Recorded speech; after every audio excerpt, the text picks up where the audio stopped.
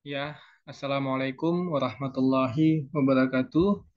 Alhamdulillah, alhamdulillahirabbil alamin. Wassalatu wassalamu ala asrafil anbiya'i wal mursalin wa ala alihi wa sahbihi ajma'in. Eh, Alhamdulillah hari ini kita akan bertemu lagi melalui perkuliahan hukum internasional. Jadi topik yang akan kita bahas pada pertemuan kali ini yaitu terkait dengan perjanjian internasional. Nah, jadi kalau kita berbicara terkait dengan perjanjian internasional, sebenarnya hampir-hampir sama dengan perjanjian yang selama ini kita adakan, seperti perjanjian jual beli ataupun perjanjian pinjam meminjam. Nah, namun yang paling menjadi perbedaan di dalam hal perjanjian internasional ini adalah subjeknya. Nah, jadi kalau kita melihat selama ini yang mengadakan perjanjian-perjanjian tersebut adalah subjek. Kalau di Indonesia itu ada orang dan badan hukum, sedangkan di dalam perjanjian internasional tersebut yang menjadi para pihaknya adalah subjek-subjek yang diatur di dalam hukum internasional, seperti adanya organisasi internasional.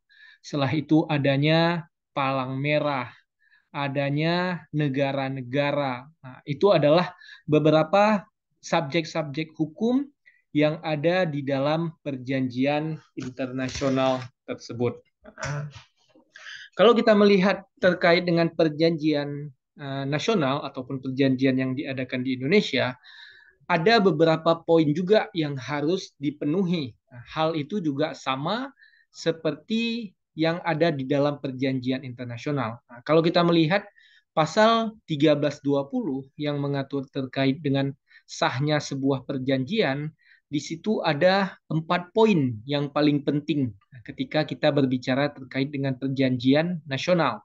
Yang pertama kali adalah adanya sesuatu. Nah, yang dimaksud di sini adalah adanya sesuatu, ada benda yang ataupun ada objek yang diperjanjikan. Nah, setelah itu nah, adanya para pihak. Nah, jadi ada para pembuatnya. Setelah itu adanya tidak bertentangan dengan hukum ataupun perjanjian yang dibuat itu harus sesuai dengan norma-norma dan undang-undang. Nah, pada pertemuan kali ini nanti kita akan melihat sebenarnya sejauh apa ataupun bagaimana perbedaan antara perjanjian internasional dengan perjanjian nasional. Apakah perbedaannya sangat-sangat mencolok atau ya seperti yang kita katakan tadi atau seperti yang saya katakan tadi hanya menjadi perbedaan utamanya adalah subjeknya. Nah, oke, yang pertama kali kita lihat di sini adalah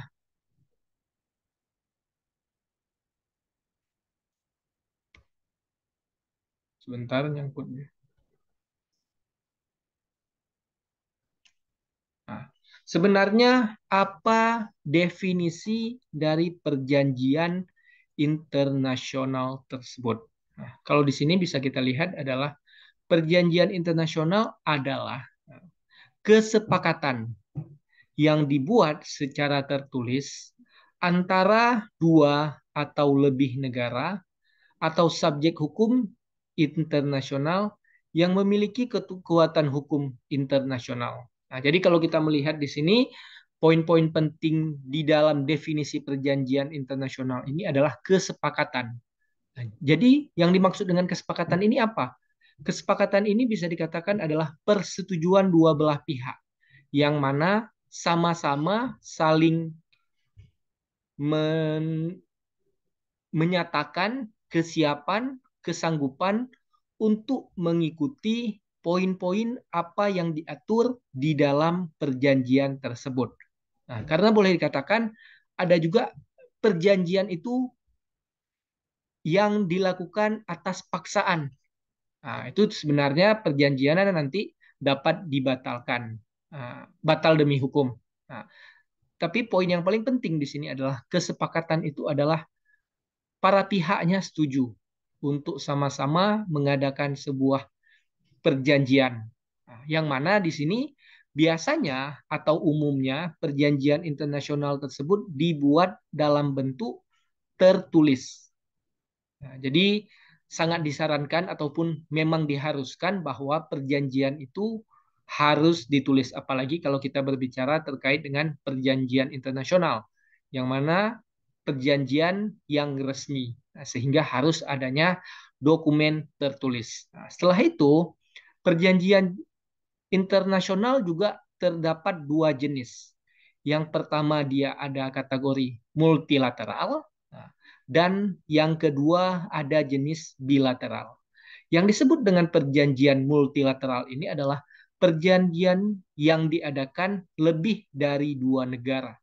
Contoh hal yang paling sederhana di sini adalah bisa kita lihat ASEAN. ASEAN merupakan perjanjian yang ditandatangani ataupun yang diikuti oleh 10 negara kurang lebih saat ini. Walaupun kalau kita melihat pada awal diadakan perjanjian ASEAN tersebut, hanya 5 negara yang terlibat di dalam pembuatan ASEAN tersebut. Nah, namun hal yang paling penting bahwa di dalam perjanjian ASEAN tersebut diizinkan bagi negara-negara yang khususnya di daerah Asia Tenggara untuk dapat bergabung di dalam perjanjian tersebut. Nah, jadi yang harus ditekankan juga, umumnya biasanya ada perjanjian yang terbuka, ada juga perjanjian yang tertutup. Nah, maksudnya perjanjian terbuka ini adalah perjanjian ini memberikan kebebasan bagi negara-negara untuk bisa masuk ataupun untuk bisa bergabung, walaupun negara tersebut ketika proses pembentukan perjanjian tersebut tidak ikut di dalam pembuatannya. Seperti perjanjian ASEAN tersebut yang bergabung ataupun yang mengikuti dalam proses pembuatan perjanjiannya tersebut ada 5 negara.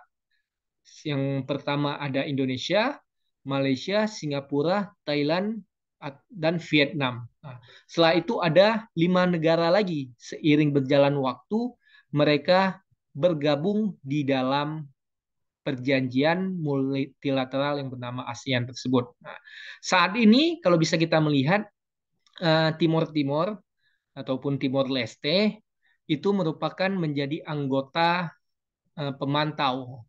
Sampai saat ini Timor Leste belum menjadi anggota tetap. Nah, jadi ada persyaratan-persyaratannya lagi. Nah, tadi setelah kita bahas terkait dengan perjanjian multilateral, nah, contohnya ASEAN.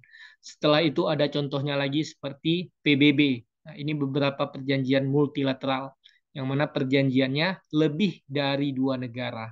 Nah, setelah itu ada perjanjian yang disebut dengan perjanjian bilateral. Nah, kalau tadi kita lihat ada banyak negara ataupun lebih dari 2 negara, nah, sedangkan perjanjian bilateral itu adalah perjanjian yang hanya dilakukan oleh 2 negara. Nah, jadi ini yang disebut dengan perjanjian bilateral. Biasanya perjanjian bilateral ini diadakan terkait dengan kasus-kasus ataupun poin-poin yang sangat spesifik yang dibutuhkan antara 2 negara tersebut.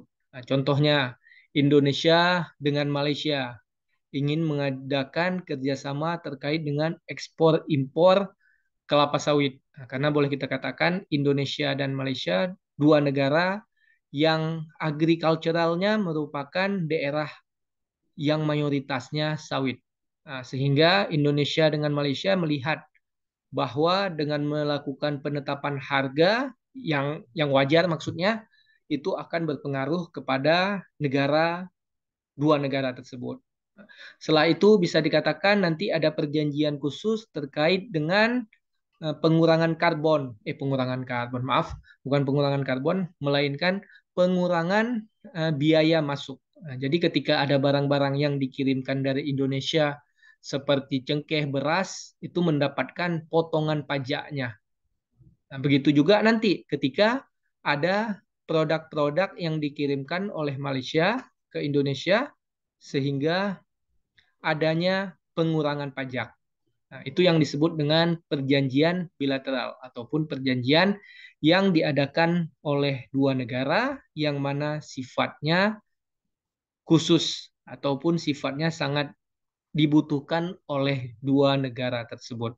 Nah, setelah itu kita lihat lagi, perjanjian internasional juga dikenal dengan sebuah sebutan traktat, ada konvensi, protokol, atau persetujuan internasional. Nah, jadi ini nama-nama lain dari perjanjian internasional tersebut. Nah, setelah itu, definisi perjanjian internasional yang mencakup beberapa elemen penting, yaitu kalau kita melihat di sini ada beberapa hal penting ataupun uh, hal yang sangat esensial ketika kita berbicara terkait dengan perjanjian internasional. Kalau di dalam 1320 tadi ada 4, di sini ada 4 juga. Nah, ini yang menjadi hal penting, walaupun biasanya nanti ada tambahan-tambahan. Nah, kalau di sini kita melihat yang pertama kali adalah kesepakatan. Nah, seperti yang didefinisi tadi juga, bahwa adanya kesepakatan. Nah, kesepakatan di sini adalah perjanjian internasional melibatkan adanya kesepakatan antara negara-negara atau subjek hukum internasional yang terlibat. Nah, jadi ini kesepakatan bisa atas kesepakatan negara ataupun subjek hukum internasional lainnya. Nah, kesepakatan ini dapat dicapai melalui negosiasi, konsultasi antara pihak-pihak yang terlibat. Nah, maksudnya di sini untuk mencapai sebuah kesepakatan terkait suatu pokok permasalahan itu dibutuhkan negosiasi dan konsultasi. Nah, biasanya kalau kita melihat perjanjian internasional prosesnya juga panjang. Nah, ada biasanya kesepakatan, ada pengajuan, kesepakatan, penerimaan, perubahan, baru nanti menjalankannya. Setelah itu nanti ada bagaimana proses penyelesaian sengketanya. Nah, jadi sebenarnya tahapan-tahapannya sangat banyak. Tapi yang paling penting adalah di sini harus adanya kesepakatan dari para pihak tersebut. Nah, poin kedua yang harus diperhatikan di dalam perjanjian internasional adalah tertulis. Nah, jadi terkait dengan eh, perjanjian ini harus dilaksanakan secara tertulis. Nah, kalau perjanjian biasa kadang-kadang kita hanya sebatas omongan ataupun nanti disaksikan oleh 2-3 orang. Itu menjadi merupakan sebuah perjanjian namun sifatnya yang tidak kuat. Kenapa?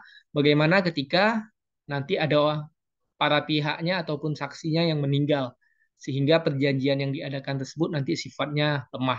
Oleh karena itu, dalam perjanjian internasional ini sangat disarankan, malahan diwajibkan untuk mengadakannya di dalam bentuk tertulis sehingga ada dokumen resminya. Di sini dijelaskan bahwa perjanjian internasional biasanya diwujudkan dalam bentuk tertulis. Nah, biasanya, makanya seperti tadi, ada yang tidak mengadakan secara tertulis. Biasanya ya hanya sebagai omongan dan setelah omongan tersebut terdapat kesepakatan. Nah, tapi itu sangat tidak disarankan khususnya di dalam perjanjian internasional. Baik dalam bentuk dokumen formal atau instrumen resmi. Bentuk tertulis ini memungkinkan adanya bukti yang jelas dan mengikat mengenai isi dan ketentuan perjanjian. Nah, jadi dengan adanya bentuk tertulis juga kita mengetahui poin-poin apa saja yang ada di dalam perjanjian tersebut. Nah, tapi kalau kita hanya sebatas berbicara, mungkin tidak bisa secara spesifik dan tidak bisa dilihat lagi. Nah, kecuali mungkin perekaman ataupun dilakukan rekaman. Nah, tapi itu sangat-sangat tidak disarankan karena tetap dokumen tertulis merupakan hal yang sangat diwajibkan terkait dengan perjanjian internasional. Yang ketiga adalah antar negara atau subjek hukum internasional. Nah, jadi di sini adalah para pihaknya. Bisa dia berupa negara ataupun subjek hukum internasional lainnya. Nah, di sini perjanjian internasional melibatkan negara sebagai subjek hukum. Subjek hukum internasional. Selain itu, subjek hukum internasional lainnya seperti organisasi internasional atau entitas non-negara juga dapat menjadi pihak dalam perjanjian internasional. Nah, jadi perjanjian internasional ini bisa dibuat oleh para negara-negara ataupun subjek hukum internasional. Nah, setelah itu, kekuatan hukum internasional. Nah, perjanjian internasional memiliki kekuatan hukum internasional yang mengikat pihak-pihak yang terlibat. Nah, jadi sebenarnya kalau kita melihat di dalam azas Pacta Sunt Servanda, ternyata hal tersebut juga mengikat ketika kita mengadakan perjanjian internasional. Nah, Pacta Sunt Servanda adalah eh, perjanjian mengikat bagi para pihak, atau bisa dikatakan perjanjian itu seperti undang-undang bagi para pihak. Nah, ketika ada hal-hal yang dilanggar di dalam perjanjian tersebut, berarti dia melanggar undang-undang. Undang-undang yang di sini maksudnya adalah perjanjian. Oleh karena itu, makanya walaupun dia bukan dokumen resmi yang dibuat oleh negara, nah, seperti undang-undang itu kan dokumen resmi yang dibuat oleh negara. Nah, tapi ketika kita mengadakan sebuah perjanjian, perjanjian itu dianggap sebagai dokumen resmi. Nah, hal ini menyebabkan apa yang diatur di dalam perjanjian tersebut harus dilaksanakan. Contohnya seperti tadi. Nah, Indonesia dan Malaysia mengadakan kerjasama terkait dengan pengurangan impor masuk sebanyak 5% dari biaya yang seharusnya. Nah, dalam hal ini, ketika Indonesia tidak melakukan ataupun tidak mengurangi biaya masuk sebanyak 5%, berarti Indonesia telah melakukan one prestasi ataupun tidak menjalankan hal-hal yang diatur di dalam perjanjian tersebut. Nah, seperti yang kita ketahui, one prestasi itu ada beberapa, tidak menjalankan sama sekali, menjalankan tapi tidak selesai, satu lagi saya lupa. Jadi ada 3 poin yang dijelaskan di dalam hal one prestasi tersebut. Nah, sebenarnya kenapa harus adanya perjanjian internasional? Nah, kalau kita melihat perjanjian nasional, sudah jelas. Ketika kita mengadakan sebuah perjanjian dengan orang lain, fungsinya adalah untuk adanya sebuah ikatan yang resmi. Nah, sehingga kita dapat mengetahui batasan-batasan yang boleh dan yang tidak boleh kita lakukan sesuai dengan perjanjian tersebut. Nah, tapi bagaimana dengan tujuan perjanjian internasional tersebut?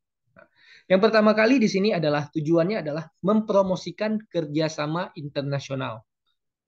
Nah, yang pertama kali di sini adalah mempromosikan kerjasama internasional. Nah, salah satu tujuan utama perjanjian internasional adalah membangun kerjasama dan hubungan yang baik antara negara-negara peserta.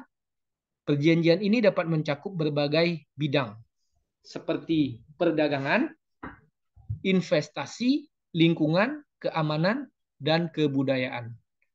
Nah, jadi boleh dikatakan terkait dengan perjanjian internasional ini tidak memiliki batasan. Nah, setiap orang kalau di dalam azas berkontrak itu namanya azas berkontrak. Dalam azas perjanjian itu ada yang disebut dengan azas bebas berkontrak. Nah, maksudnya di sini adalah setiap orang dapat melakukan apa saja perjanjian selama tidak bertentangan dengan undang-undang dan norma. Nah, jadi ketika kita ingin mengadakan perjanjian apa saja, boleh. Nah, asal tidak bertentangan dengan undang-undang. Contohnya, hal-hal yang tidak boleh mengadakan perjanjian PPO, tidak pidana pencucian, tidak tindak pidana penjualan orang ataupun penjualan narkoba. Hal tersebut walaupun mereka mengadakan perjanjian, maka perjanjian tersebut batal demi hukum. Kenapa? Karena sudah melanggar aturan undang-undang. Nah, jadi itu. Yang kedua adalah menyelesaikan sengketa.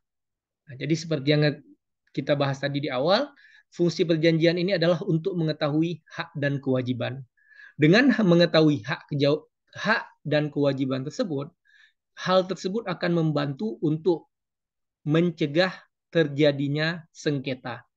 Nah, di sini perjanjian internasional seringkali digunakan sebagai sarana untuk menyelesaikan sengketa antara negara-negara. Mereka dapat menyediakan mekanisme penyelesaian sengketa seperti negosiasi, arbitrase, dan pengadilan internasional untuk mengatasi perselisihan dan konflik yang mungkin timbul. Nah, jadi ini biasanya nanti sering juga digunakan adalah ketika ada dua negara yang terjadi konflik. Nah, ya, contoh yang paling sederhana adalah seperti Palestina dan Israel. Nah, tapi ini merupakan sebuah hal yang sudah sangat rumit karena semenjak tahun 1948 ketika Israel mulai menduduki secara resmi menurut PBB, banyak perjanjian-perjanjian yang sudah dibuat sebenarnya. Nah, tapi ternyata perjanjian-perjanjian tersebut memang belum bisa untuk mengakhiri keributan ataupun peperangan antara Israel dan Palestina tersebut. Sebenarnya itu dengan adanya perjanjian tadi sebenarnya diharapkan para pihak ataupun para subjek yang bersengketa tersebut bisa mengikuti. Tapi namanya perang itu susah untuk didamaikan, apalagi walaupun sudah ada perjanjian-perjanjian. Contohnya saja kalau kita melihat juga saat ini seperti Rusia dan Ukraina. Banyak negara-negara ataupun organisasi internasional yang melakukan ataupun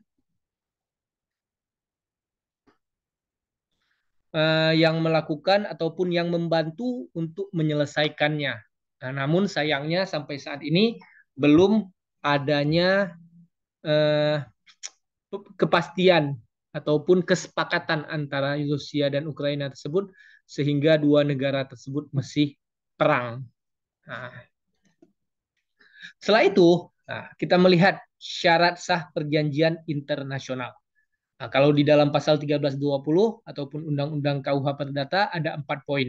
Nah, kalau di dalam perjanjian internasional di sini, dalam suatu perjanjian internasional terdapat beberapa unsur yang umumnya harus ada agar perjanjian tersebut sah dan mengikat antara pihak-pihak yang terlibat. Nah, yang pertama kali adalah penawaran dan penerimaan. Nah, terdapat penawaran yang jelas dari salah satu pihak kepada pihak lainnya yang diikuti oleh penerimaan yang tegas dari pihak kedua. Penawaran dan penerimaan ini menunjukkan kesepakatan antara pihak-pihak yang terlibat. Nah, jadi di sini maksudnya antara para pihak tersebut bisa menerima kesepakatan. Yang kedua, adanya objek perjanjian. Nah, hal ini sama seperti di dalam KUH Perdata juga ada sesuatu yang diperjanjikan. Nah, kalau kita melihat di sini definisinya adalah perjanjian internasional harus memiliki objek atau tujuan yang jelas. Nah, jadi di dalam perjanjiannya harus ditegaskan. Kalau tadi kita memberikan contoh, poin pertama adalah dilakukannya pengurangan biaya masuk ke Indonesia dan Malaysia sebanyak 5%. Nah, setelah itu nanti ada poin kedua, dilakukannya kerjasama terkait dengan eh, pemberantasan korupsi. Nah, itu merupakan yang disebut dengan objek. Jadi objek di sini bukan berarti harus adanya benda yang kelihatan.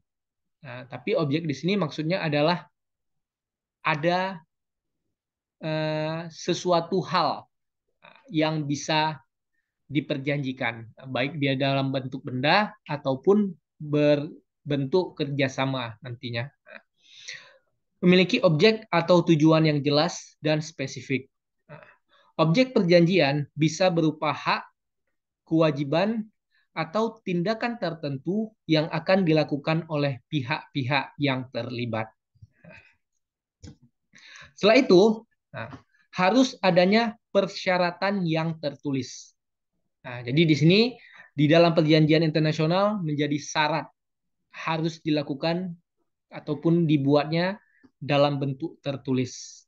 Nah, perjanjian internasional harus dituangkan secara tertulis dalam bentuk dokumen yang jelas dan mengikat.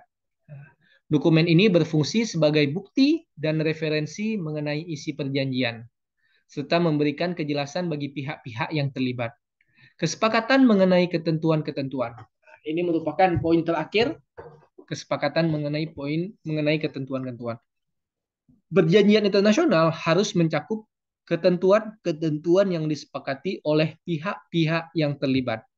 Ketentuan-ketentuan ini dapat berupa hak, kewajiban, prosedur, atau mekanisme penyelesaian sengketa yang diatur dalam perjanjian.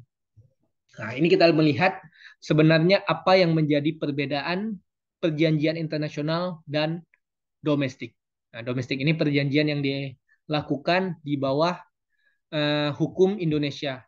Nah, yang pertama kali di sini adalah subjek hukum yang terlibat. Nah, kalau ini mungkin sudah jelas ya.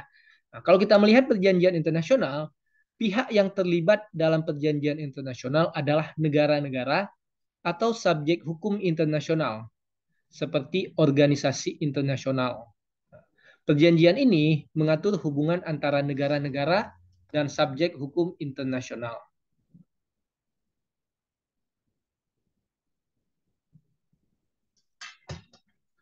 Nah, setelah itu, yang menjadi perbedaan yang kedua ataupun menjadi perbedaan terhadap perjanjian domestik adalah pihak yang terlibat dalam perjanjian domestik adalah entitas di dalam satu negara.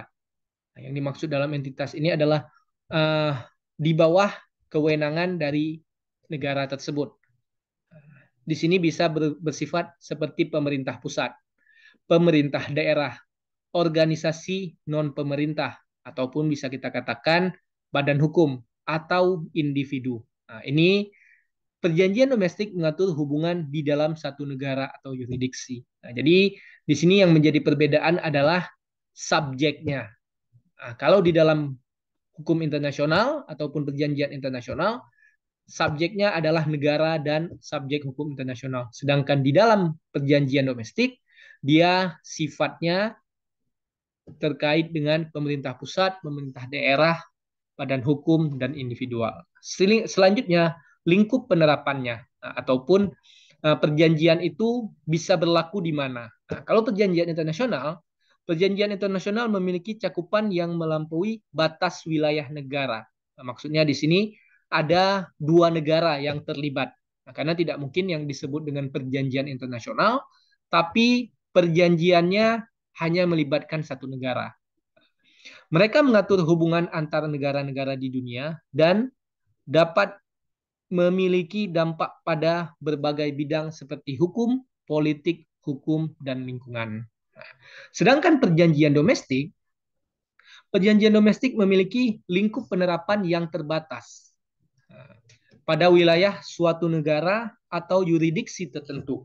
Nah, jadi kalau kita hanya mengadakan perjanjian domestik, maka perjanjiannya tersebut tidak berlaku di luar Indonesia. Nah, dia hanya berlaku sebatas ada di Indonesia. Nah, kalau kita buat hanya di Indonesia, ya dari Banda Aceh sampai ke Sabang, dari Sabang sampai ke Merauke saja. Nah, itu yang menjadi ruang lingkupnya kalau kita berbicara terkait dengan perjanjian domestik. Mereka mengatur hubungan di dalam negara tersebut dan seringkali berkaitan dengan urusan domestik, seperti kebijakan dalam negeri, kontrak bisnis, atau peraturan lokal. Setelah itu, proses pembentukannya. Nah, kalau kita melihat perjanjian internasional biasanya melibatkan negosiasi antara negara-negara atau subjek hukum internasional. Nah, jadi di sini negosiasinya negara-negara, maksudnya ya ada dua negara atau lebih.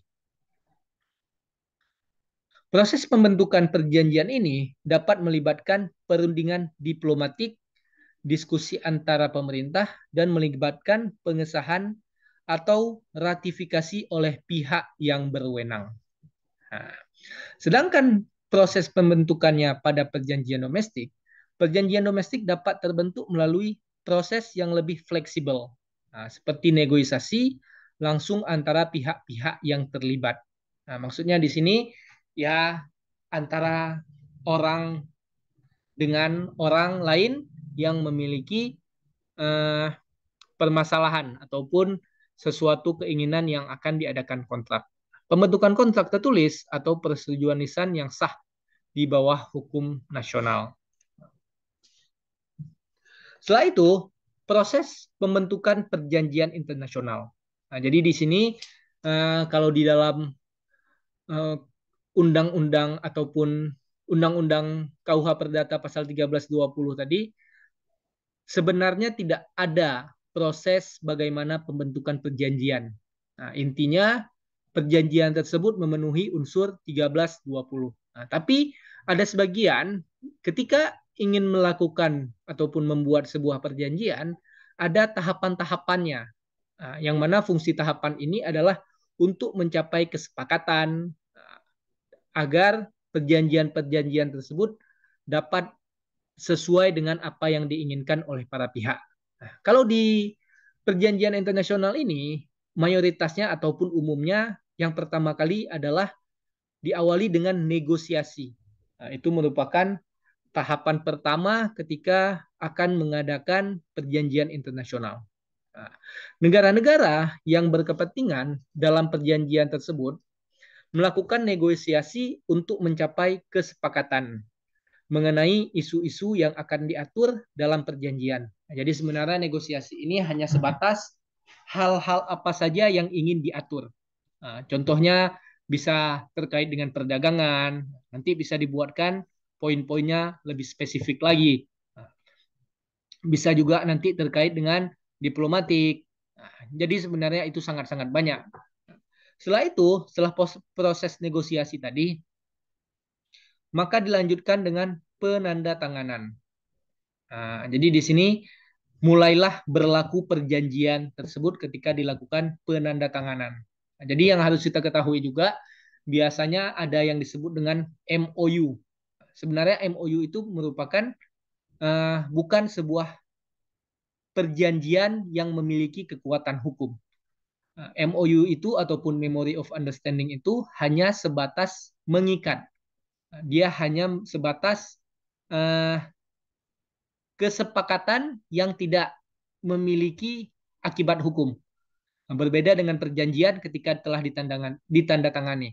Ketika perjanjian telah ditandatangani, maka ketika ada para pihak yang tidak melakukan akan mendapatkan ataupun telah dianggap sebagai one prestasi. Namun ketika MOU tidak dijalankan, dia tidak memiliki akibat hukum. Nah, setelah itu penandatanganan setelah kesepakatan dicapai, negara-negara yang berpartisipasi menandatangani teks perjanjian. Nah, tanda tangan ini menunjukkan kesediaan mereka untuk terikat oleh ketentuan-ketentuan perjanjian tersebut. Nah, setelah itu masuklah proses ratifikasi ataupun persetujuan. Proses ratifikasi adalah setelah penandatanganan, perjanjian biasanya harus melewati proses ratifikasi atau persetujuan internal di masing-masing negara peserta. Hal ini tergantung pada sistem hukum nasional masing-masing negara. Negara tersebut mungkin perlu melibatkan lembaga legislatif atau eksekutif dalam proses ini. Nah, yang paling sederhana ratifikasi itu adalah mengundangkan ataupun menjadikan perjanjian internasional tersebut menjadi undang-undang. Nah, nanti ada undang-undang dasar, ada perda, ada perpres. Nah, intinya agar perjanjian tersebut dapat berlaku di sebuah negara, maka perjanjian tersebut harus diratifikasi.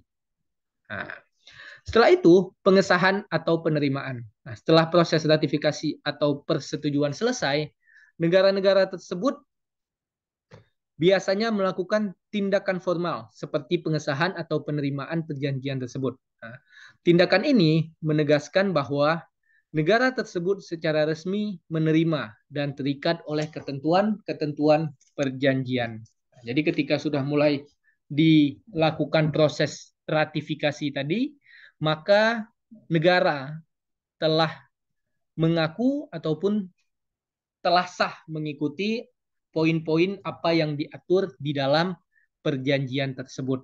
Nah, contohnya banyak perjanjian-perjanjian seperti TRIPS, Trades Related Intellectual Properties, yang mana perjanjian ini memiliki gambaran ataupun tujuannya adalah terkait dengan intellectual property. Nah, seperti adanya hak cipta, paten, desain grafis, tata letak. Nah, jadi ketika Indonesia telah melakukan ataupun bergabung dengan melakukan ratifikasi, maka Indonesia harus turut serta dengan apa-apa saja yang ada di dalam perjanjian TRIPS tersebut.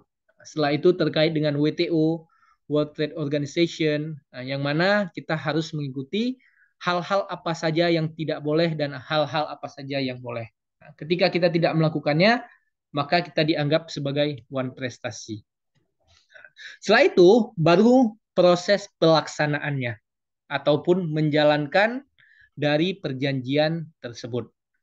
Setelah perjanjian dianggap berlaku, negara-negara peserta harus melaksanakan dan mematuhi ketentuan-ketentuan perjanjian tersebut dalam hukum nasional mereka. Hal ini mungkin melibatkan pengesahan perjanjian dalam hukum nasional, pembentukan undang-undang atau peraturan baru, dan mengambil tindakan konkret untuk memenuhi kewajiban yang ditetapkan dalam perjanjian. Nah, intinya setelah dilakukan ratifikasi, maka hal-hal yang ada di dalam perjanjian tersebut harus diikuti. Nah, ini merupakan beberapa perjanjian-perjanjian yang penting. Nah, khususnya perjanjian internasional ya. Yang pertama kali adalah beberapa contoh perjanjian internasional yang signifikan. Misalnya, Piagam Perserikatan Bangsa-Bangsa. Nah, ini merupakan perjanjian internasional yang diadakan tahun 1945 atau 1948, yang mana perjanjian sampai saat ini masih berlaku. Setelah itu ada Konvensi Wina tentang hukum perjanjian internasional. Adanya Konvensi Jenewa ataupun Perjanjian Paris tentang perubahan iklim. Nah, ini Perjanjian Paris tentang perubahan iklim ini diadakan pada tahun 2008, yang mana fokus utamanya adalah untuk mencegah terjadinya pemanasan global. Nah, jadi itu merupakan beberapa perjanjian-perjanjian penting. Nah, sebenarnya sangat-sangat banyak. Nah, tapi beberapa perjanjian-perjanjian yang saya contohkan ini merupakan perjanjian-perjanjian multilateral ataupun perjanjian yang melibatkan banyak negara yang terlibat di dalam proses tersebut. Nah, tapi nanti ada juga beberapa perjanjian-perjanjian bilateral seperti tadi yang saya katakan, sifatnya khusus yang dibutuhkan oleh negara-negara. Nah, biasanya perjanjian bilateral itu paling dua, terkait dengan poin-poin penting, yang mana poin-poin penting tersebut dibutuhkan baik oleh negara Indonesia ataupun negara yang lainnya. Nah, karena prinsipnya adalah ketika melakukan ataupun membuat sebuah perjanjian, hal tersebut pasti memberikan keuntungan. Nah, karena tidak mungkin adanya sebuah negara ataupun subjek hukum internasional mengadakan sebuah perjanjian ketika dia melihat perjanjian tersebut tidak menguntungkan bagi negara. Nah, contohnya saja seperti Cina. Nah, Cina merupakan salah satu negara yang tidak mengikuti TRIPS tadi, Trade Related Intellectual Properties. Kenapa mereka tidak mengikuti perjanjian tersebut? Alasannya pernah saya baca bahwa mereka tidak ingin adanya pembatasan. Nah, karena seperti yang kita ketahui, kalau dulu Cina sering dikatakan copy paste, mengambil dari produk-produk yang diciptakan oleh Amerika, setelah itu mereka ubah sedikit dan mereka jual. Nah, itu awal gagasan kenapa mereka tidak ingin bergabung menjadi anggota TRIPS tadi. Nah, namun seiring dengan berjalan waktu, kalau kita melihat perekonomian Cina sekarang menjadi salah satu yang terbaik, bukan salah satu yang terbaik, malahan mereka hampir menyaingi Amerika Serikat. Nah, hal tersebut sudah mereka hilangkan. Sistem copy paste itu sudah mereka hilangkan. Sekarang banyak produk-produk yang mereka hasilkan, seperti banyak mobil-mobil listrik menjadi negara acuan sekarang di Cina. Jadi banyak perusahaan-perusahaan Cina tersebut sekarang mereka telah menghasilkan produk mobil listrik yang kemampuannya sangat luar biasa, yang mana hal tersebut sudah menjadi perkembangan teknologi yang didasarkan oleh tadi. Mereka copy paste dan sekarang mereka sudah mulai create something. Nah, setelah itu, ini ada beberapa hal terkait dengan proses penyelesaian sengketa perjanjian internasional. Nah, ini sebenarnya sudah kita bahas pada pertemuan sebelumnya. Nah, jadi ketika ada permasalahan-permasalahan yang timbul ketika adanya perjanjian internasional tadi, nah, pasti tidak mungkin tidak ada yang tidak bersengketa ataupun tidak ada timbul masalah. Pasti ada beberapa hal perjanjian yang mengakibatkan one prestasi. Nah, ketika terjadinya ataupun timbulnya one prestasi tersebut, penyelesaian perjanjian internasional tersebut dapat dilakukan dengan beberapa cara. Yang pertama kali adalah pengadilan. Nah, ini sudah sangat umum. Ada beberapa pengadilan yang mengakomodir terkait dengan bagaimana tata cara penyelesaian sengketa melalui pengadilan. Nah, setelah itu ada arbitrase, yang mana arbitrase ini merupakan pengadilan swasta istilahnya lah paling sederhananya. Nah, yang mana para pihak bebas memilih para hakimnya untuk menjadi hakim. Nah, yang mana yang harus diketahui juga mereka memiliki kualifikasi. Nah, contohnya nanti terkait dengan perdagangan. Nah, maka mereka harus memiliki ataupun basicnya terkait dengan perdagangan. Para pihak di sini dapat memilih siapa saja para hakim yang ditunjuk untuk menjadi hakim di dalam menyelesaikan kasus tersebut. Nah, sehingga kasus-kasus yang muncul tadi dapat diselesaikan dengan sesuai, dapat diselesaikan dengan bijak, dan dapat keputusannya dapat memberikan manfaat bagi para pihak. Setelah itu ada negosiasi.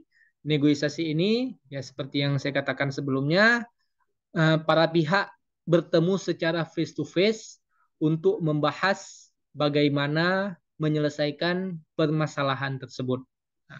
Dan yang terakhir ada yang disebut dengan mediasi.